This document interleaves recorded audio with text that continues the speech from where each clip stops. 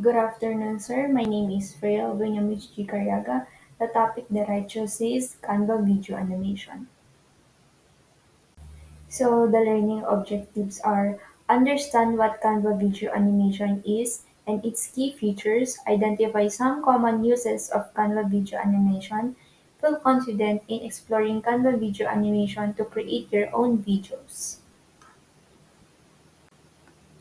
So, what is Canva Video Animation? So, Canva Video Animation is user-friendly tool for creating professional-looking videos. It offers drag and drop interface, pre-made templates, animation effects like motion and transitions, audio library, and easy sharing and exporting.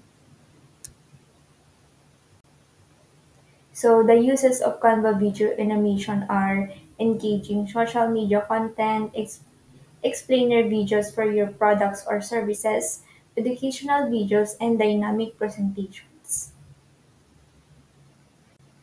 So next are the steps in creating Canva video animation. So first, go to Canva and click the Create Design. After you click the Create Design, choose any graphics or ano yung gusto nyong gawan ng animation. Then third step, after choosing a graphics, arrange it together. Fourth step is the animation. So, for example, pindutin muna natin yung car, ay yung gusto natin gawan ng movement.